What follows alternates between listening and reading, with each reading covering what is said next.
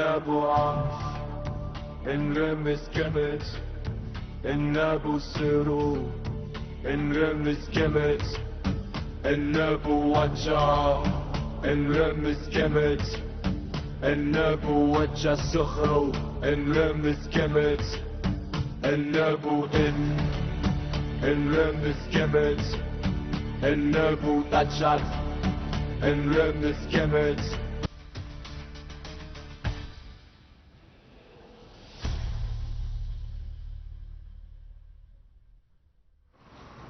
Dina. Welcome back, everyone, and of course a little bit of a tip. If you are really interested to go to that great edifice that is going to be inaugurated by world leaders today, you should be very sure that you will have access to the Tutankhamun galleries. You'll also have the big galleries, the Grand Hall. You'll be having the Grand Stairs, Khufu's boats, museum, a commercial area, restaurants, exterior gardens, skylights, ceilings, and also you will have a 2-kilometer corridor that is going to take you right away to the pyramids. It is just a dream coming true. You're going to find all that when you take a quick visit in Al-Ahramat or in Giza pyramids, where this great edifice is located. Now going to go quick feature, and we'll come back to you, so stay with us. The Grand Egyptian Museum, or the GEM. It's the Archaeological and National Museum in Giza, the largest museum in the whole world for a single civilization and for the Egyptian civilization. It's located about 2 kilometers from the Giza Pyramid Complex. The museum houses a collection of the most valuable Egyptian artifacts ever from various periods of the Egyptian civilization, from the pre-dynastic period to Coptic Egypt, with an estimated total of over 100,000 artifacts, including at least 20,000 that will be displayed for the first time ever, including the complete King Tut's collection comprising 5,398 pieces. The Tut collection is on display in a 7,500 square meter section of the museum. Rare pieces that have been restored will be displayed for the first time, such as the second solar ship of Cheops, or Khufu, the restoration of which cost $5 million. The collection of Queen Hatshepsut, mother of King Cheops, and the collection of Yuya and Toya, parents of Queen Tai. The museum extends over a total area of 500,000 square meters with a build-up area of 167,000 square meters and floor area of 81,000. It will also host permanent exhibition galleries, temporary exhibitions, special ones, a children's museum, and a virtual and large format screens with a total floor area of 32,000 square meters. It sits on a site of 2 kilometers northwest of the pyramids, near a motorway interchange. The building's north and south walls line up directly with the Great Pyramids of Khufu and the Pyramid of Menkaura. The front of the museum includes a large plaza filled with date palms and a facade made of translucent alabaster stone. The new museum is designed to include newer technologies such as virtual reality. The Grand Egyptian Museum includes a children's museum, conference center, training center, and workshop designed similarly to the old ancient Egyptian places.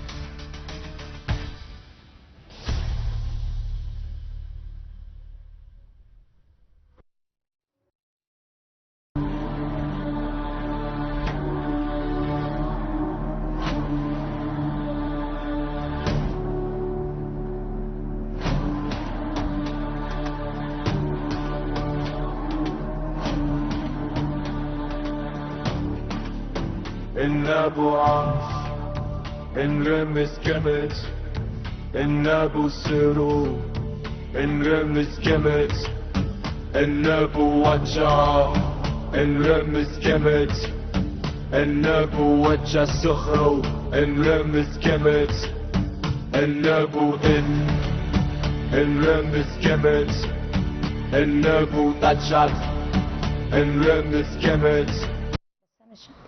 Welcome back. We were talking about the rhythms in this song we were listening to. That is hieroglyphic, by the way, and it's a very interesting song. It's a very interesting song. Anyway, so right now we'll be talking about Howard Carter, the one who discovered the complete collection of King Tut, the one who discovered his tomb, and it was intact. Howard Carter was a British archaeologist, an Egyptologist, who discovered the intact tomb of the 18th dynasty Pharaoh Tutankhamun in November 1922. The best preserved ancient Egyptian tomb ever found in the Valley of the Kings. That was his best discovery and was the most important discovery of a complete collection of a king, an Egyptian king. Let's go and watch this feature about Carter.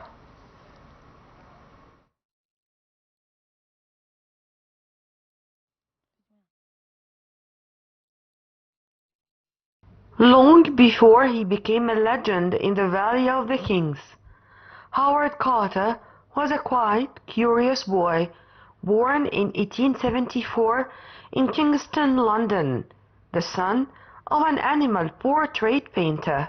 With no formal education, he trained as a draftsman, sketching ancient monuments for the Egyptian Exploration Fund, a job that first brought him to Egypt at just 17 years old.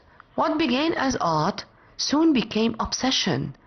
By his mid-20s, Carter had earned a reputation for discipline, patience, and uncanny eye for detail.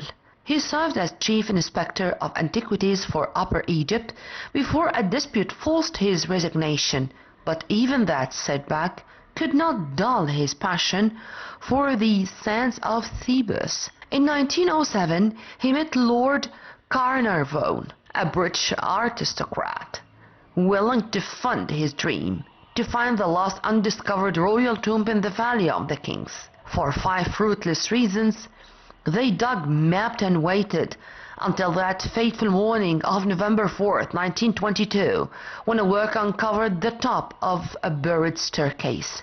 Days later, Carter peered through a small opening into the darkness and saw, as he described, wonderful things. The world has been marveling ever since. His discovery of King Tut's tomb, untouched for over 3 millennia, revealed a treasure trove that redefined archaeology and captured global imagination. Carter's precision in documenting, conserving, and photographing every artifact set new standards for excavation, earning him a place not only in history, but in the science that studies it. And as Egypt celebrates this anniversary, Howard Carter's legacy stands not in stone, but in wonder, reminding us that history still speaks from the heart of the desert, if only we keep listening.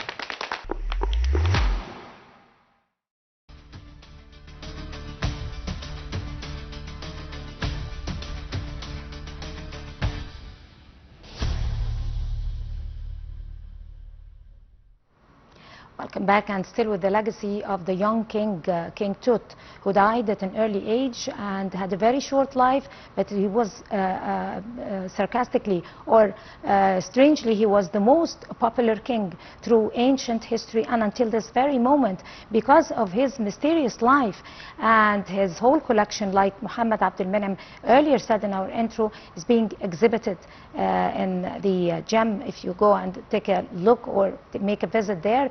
Also, he had a gold mask that is really very popular and had a great story. This gold funerary mask that belongs to him. He reigned over the new kingdom of Egypt during, of course, the 18th century dynasty, and he was being this golden mask was being buried with the young king for over 3,000 years, and it was found later in 1925 following the discovery of King Tut's tomb 3 years earlier by the British archaeologist Howard Carter at the Valley of Kings. Now over to the feature that is talking about the golden mask of the young king, King Tut. The gold funerary mask of Tutankhamun is an example of the highest artistic and technical achievements of ancient Egyptians in the New Kingdom. The exact portrayal of the king's facial features achieved made it possible for his soul to recognize him and return to his mummified body, thus ensuring his resurrection. After being buried for over 3,000 years, it was excavated by Howard Carter in 1925 from tomb KB 62 in the Valley of the Kings, covering the head of the wrapped mummy in its coffin and activated by a magical spell. The mask ensured more protection for the king's body. On his brow is the kingly uraeus, the wadjet or rearing cobra, representing Lower Egypt combined with the vulture Nebet of Upper Egypt. It's one of those strange quirks of history that Carter discovered the tomb of Tutankhamun exactly 100 years after Jean-Francois Champollion cracked ancient Egypt's hieroglyphics. When Carter held up a candle to peer inside on November 26, 1922, the light glinted on the golden objects. This tomb, belonging to King Tutankhamun, would soon become the most famous ancient Egyptian discovery of all time. Most kings were crowned with a single serpent, the fiery uraeus, but Tutankhamun's mask bears a rare splendor, the cobra and the vulture together. This double crest is no more ornament as it magnifies his divine guardianship and whispers of a kingdom reunited.